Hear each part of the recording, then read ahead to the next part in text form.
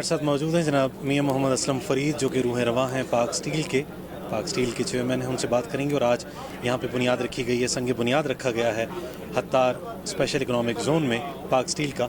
इससे कुछ गुफ्तगू करेंगे। सर बहुत शुक्रिया आपके वक्त का। सबसे पहले तो हम ये जानना चाहेंगे, नॉर्मली पाकिस्तान स्टील्स के हवाले से हम ये सुनते हैं कि खसारे में जा रही है, लेकिन ये जो फ़ायदे में जा रही है इसका बहुत कम हम सुनते हैं कि ऐसे लोग भी मौजूद हैं कि जो स्टील मिल्स के मैदान में इतने कारहाय नुमायाँ पेश कर रहे हैं। सर वो जो खसारे में जा रही है तो उसका सिस्टम ठीक नहीं है ना जी। बेसिक बुनियाद होती है हर कारोबार की, उसी के ऊपर बिल्डिंग बनती है।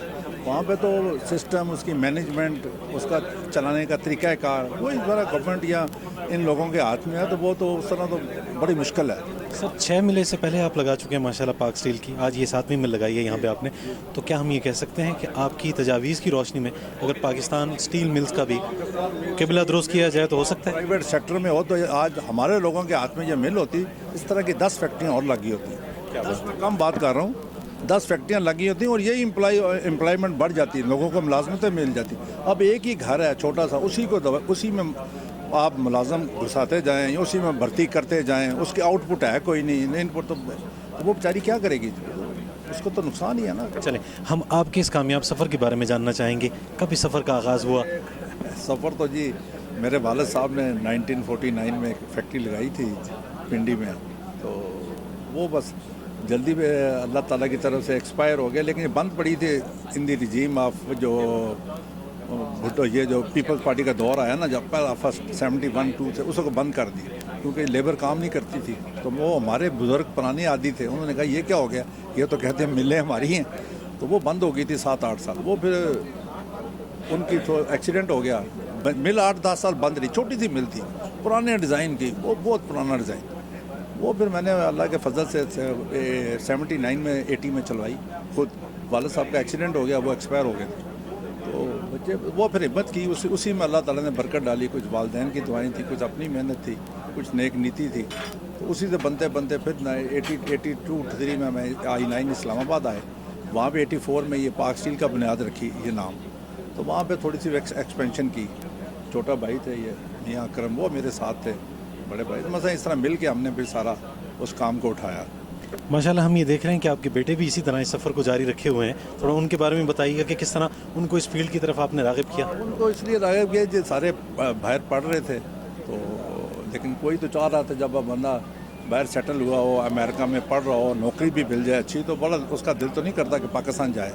लेकिन मैंने इनसे पहले प्रॉमिस लिया हुआ था कि ये इतना पीरियड पढ़ाई का है, इतना पीरियड आपने ये जॉब करनी है, फिर इसके बाद फिर आप कट ऑफ पाकिस्तान।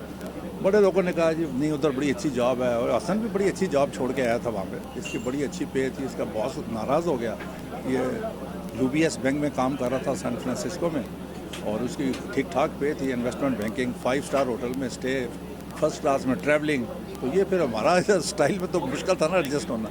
ये कह सकते हैं कि प्योरली खालिसतन पाकिस्तान की खिदमत के जज्बे से आप सब लोग यहाँ मौजूद हैं? जी बिल्कुल जी, मेरे तो कई बंदों ने कहा जी इसको वही रहने दे, वर्ल्ड बैंक में चला जाएगा, आगे निकल जाएगा, इसका ये है, इसका स्कोप है।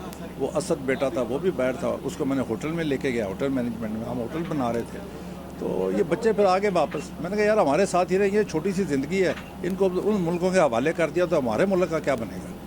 तो ये वहाँ पे उन लोगों की खिदमत करेंगे गोरों की, तो बच्चे भी उधर के हो गए, ये भी उधर के हो गए, हमें भी नहीं पहचानेंगे हम कौन है, ये किधर से आ गए हैं, तो वो फिर वो सिस्टम ख़त्म हो जाता है ना। आपने एंजॉय नहीं किया अपने बच्चों को, तो इनको तो मैंने साथ रखा। इस मौजूदा मिल जिसका संग बुनियाद रखा गया हत्तार स्पेशल इकनॉमिक जोन में, इससे कितने पुरुमीद हैं आप? इंशाल्लाह जी उम्मीद है जी, ये अब इन बच्चों की कोशिश है जी। मैंने कहा मैं तो अब 72-3 से लगा हूँ, जब से कॉलेज छोड़ा है, तो मेरी तो अभी हो गई, लेकिन हिम्मत मैं भी अभी करता हूँ, अभी भी इनसे शायद ज़्यादा ही काम करता हूँ, लेकिन ये तो अपने स्टाइल में है, मेरा अपना है, मियां साहब यही स्टाइल चाहिए जो इनका है। मियां साहब जो सनतकार हैं, सरमायाकार हैं, यकीनन उनका जज्बा तामीर दीदनी है, हुकूमत से कोई ऐसी अपील करना चाहेंगे? हुकूमत से तो ये अपील करना चाहता हूँ जी, बड़ा मुश्किल है जी इस पाकिस्तान में फैक्ट्री को चलाना, डिपार्टमेंट्स को ये वो फेस करना, नॉन कोऑपरेटिव किस्म के लोग हैं जी। बस अब किस की बात करें, किसकी ना बात करें, आपका कारोबार से वो कंसंट्रेशन ही हट जाती है, तवज्जो ही हट जाती है, ऐसी खबर सुनती है जिसका कोई वजूद ही नहीं होता।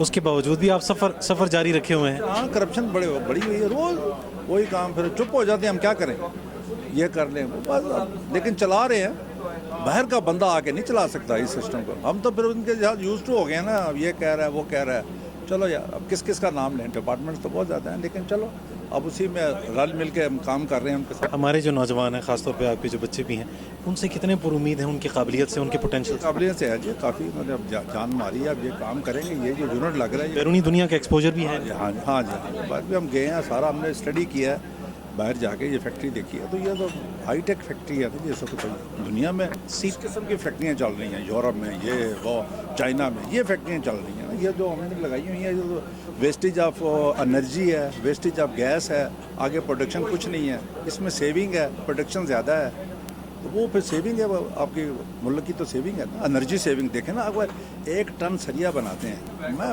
मिसाल दे रहा हूँ, उसमें अगर आपको 150 यूनिट आता है और ये बनाएगी 60 यूनिट में, तो बिजली तो बच गई, प्रोडक्शन ज़्यादा होगी। तो ये टेक्नोलॉजी की बात है।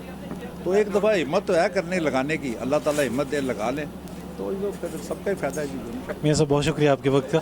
मियाँ मोहम्मद असलम फ़रीद साहब जो कि पाक स्टील के चेयरमैन हैं, उनसे हम गुफ्तगू कर रहे थे, अपने एक्सपीरियंसेस, अपने मुशाहिदात से हमें आगाह कर रहे थे। यकीनन ये हम सब के लिए, नौजवानों के लिए मशअल राह हैं, और अगर इन नामसाइद हालात में ये इन मिल्स को, इन फैक्ट्रीज़ को, इन सनतों को चला सकते हैं और उनको तरक्की याफ्ता ममालिक जैसी एक लुक और एक तासुर दे सकते हैं, तो हम क्यों नहीं कर सकते? हमें भी इनके नक्शे कदम पर चलने की ज़रूरत है।